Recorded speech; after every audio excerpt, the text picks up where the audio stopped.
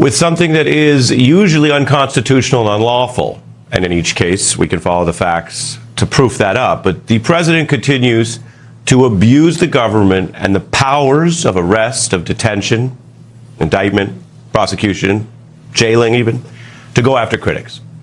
This is a diverse list of targets. And while some people are busy and have looked away, and there were Republicans who initially said, well, what's one or two cases? We're going to show you tonight we're way past that, with new developments in the key case of something that many people thought wouldn't happen in America, journalists rounded up and indicted for their coverage.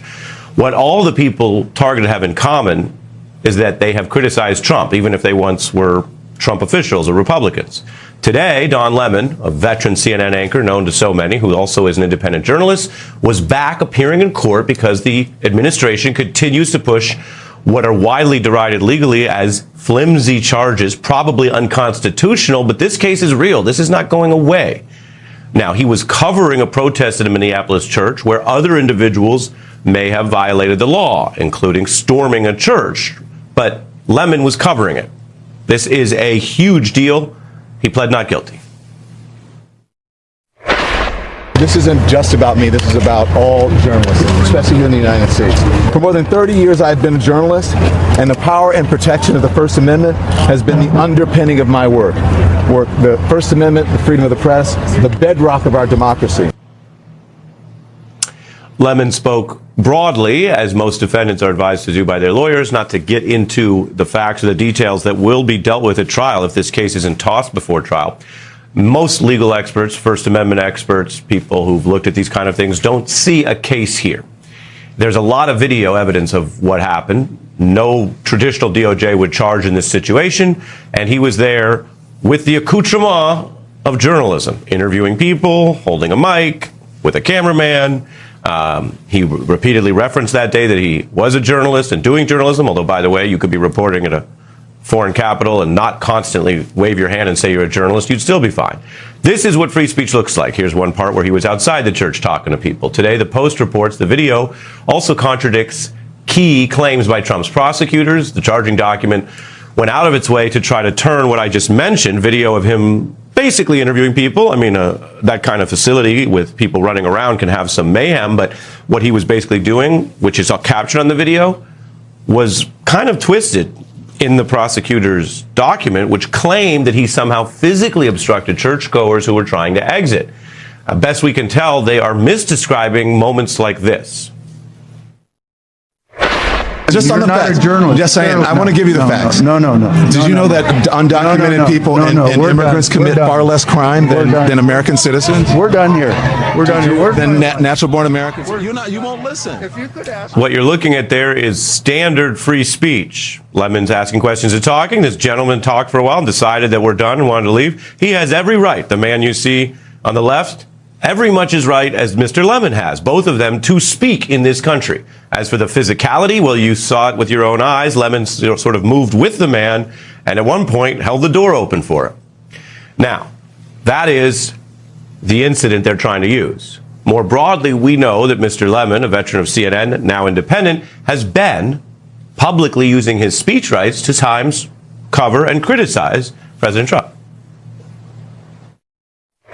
Donald Trump didn't conduct himself properly. Donald Trump inspired an insurrection. What he's doing is objectively bad for the world, is objectively bad for our democracy. History's not going to look fondly on Donald Trump for doing what he's doing.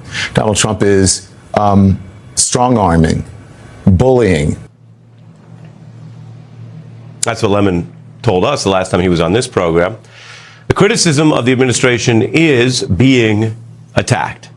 And when you look at the people who are targets of Trump's retribution, it is quite clear how broad this list is. We just added all the green no charges signs you see here on the left there. That's new this week because Donald Trump just tried to indict 6 lawmakers. Unlike the Lemon case where they shopped it around and found a way to move forward, that case has stalled out this week, best we know. The guardrail that has held back, that has those green stamps, is the American people who've stepped up by serving on these citizen juries.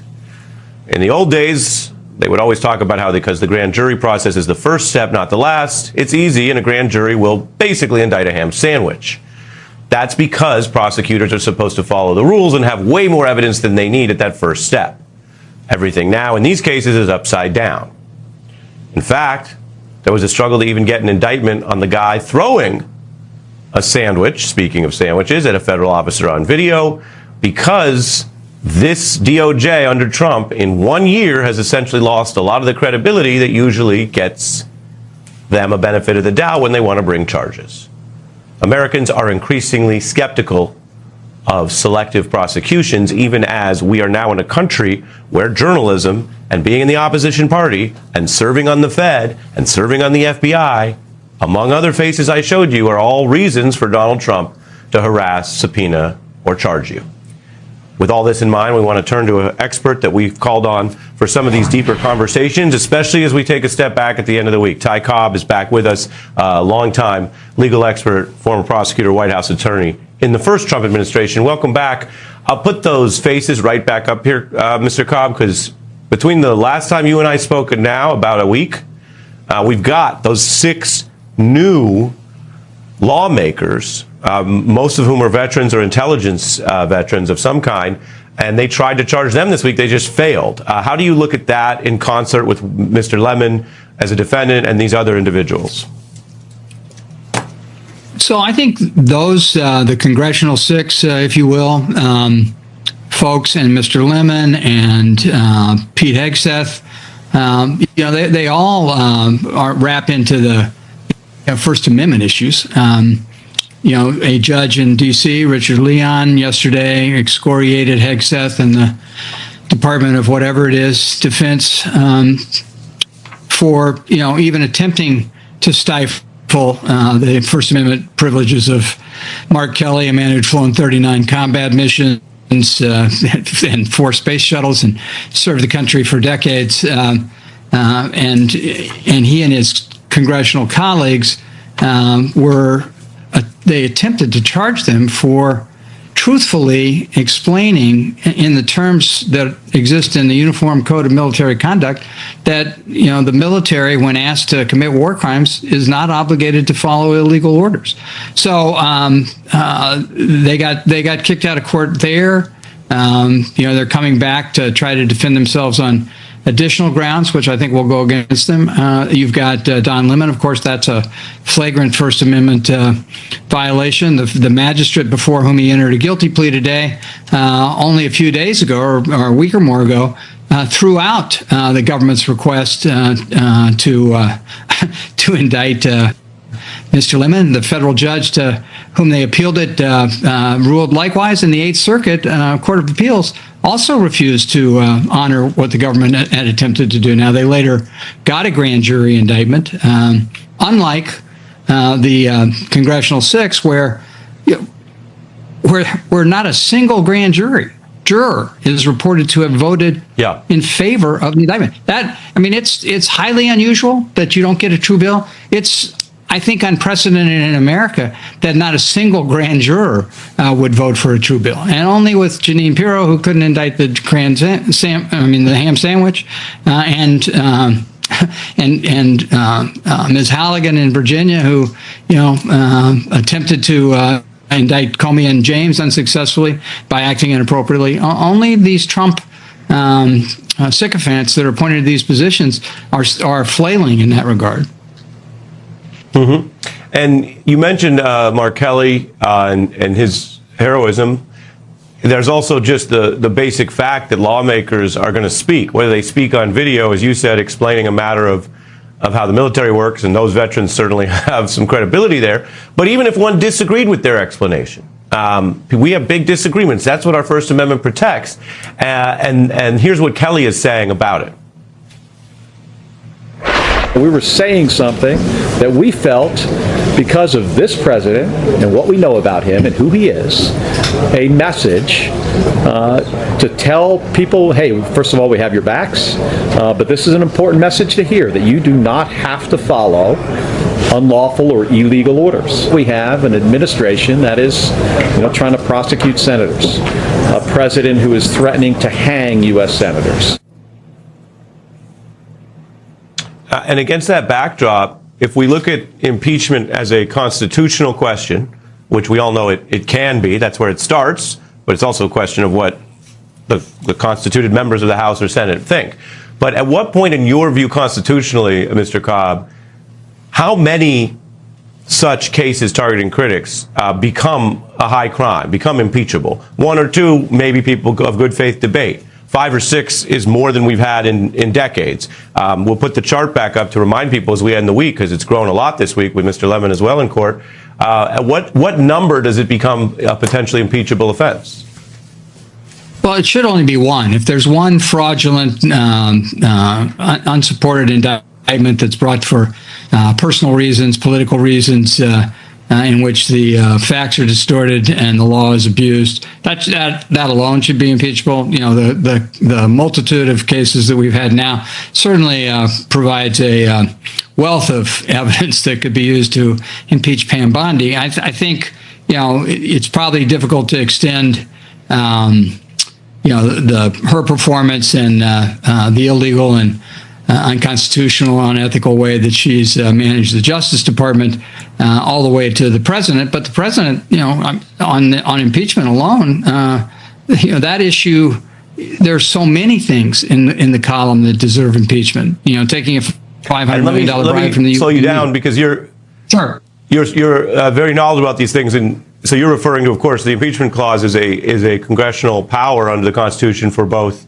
the president. That's what we hear about it the most, but you're reminding people it exists for other officers. Are you suggesting that if the Democrats were to win the House, because we can see how this has not gotten oversight from most Republicans, a few criticize it, but very few, you're suggesting that they could also try to impeach, say, Bondi, Blanche, those responsible for this miscarriage of politicized justice? So, I'm not so sure about Blanche, whether, the confession that he extorted out of Ghislaine Maxwell in exchange for favorable treatment, whether that rises to an impeachable offense. Perhaps it does. But certainly with regard to Bondi, she obviously unfit for office based on her performance yesterday. Kristi Noem, who's supervising the execution of American citizens and lying about them as being alleged terrorists. Hegseth and the multitude of classified violations that he has, and as well as the war crimes being committed at his behest. All of those people should be impeached for sure, and I expect that we'll see articles introduced if the Democrats are lucky enough to take over the House.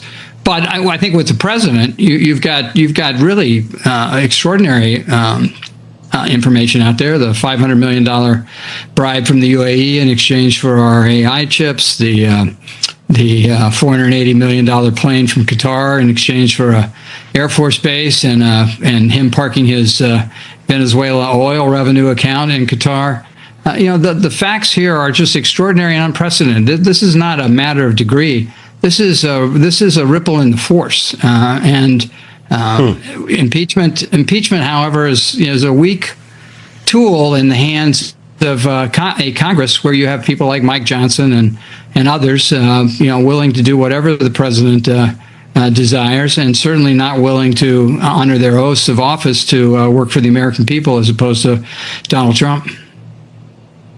Yeah, you put it plainly. That's a lot on the sort of malfeasance side. There's also new accountability measures on what we're learning from those Epstein files. A lot of pressure on Trump, on his cabinet official who lied about an Epstein Island visit. Ty, we'll be back with you as we turn to that. We'll be back in 90 seconds.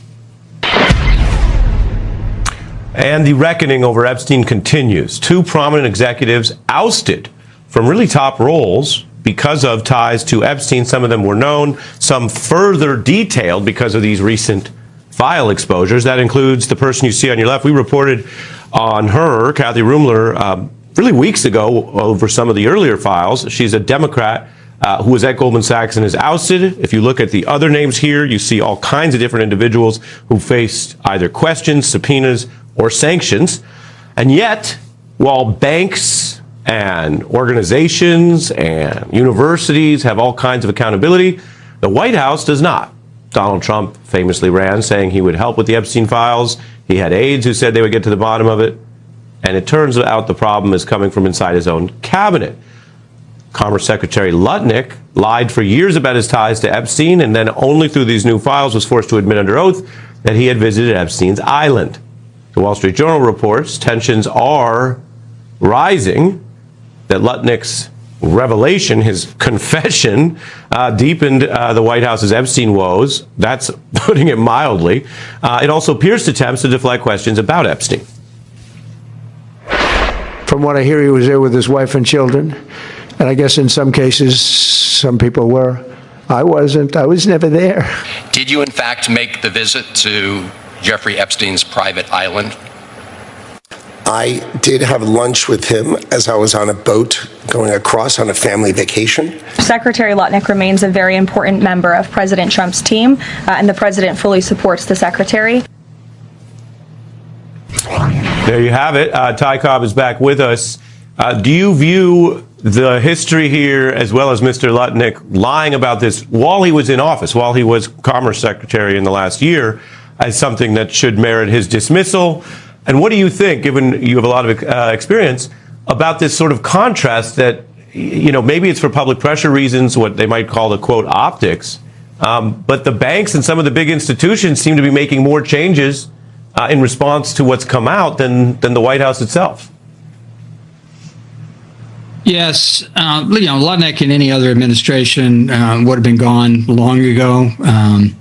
But certainly this type of conduct would never have been tolerated by any other president without requesting his resignation. And frankly, the president shouldn't have to request the resignation of anybody with integrity in those positions when confronted with, misconduct of this type. In history, even Nixon resigned when humiliated. Lutnick's testimony interesting because he tries to minimize the incident on the island where he took his wife and children.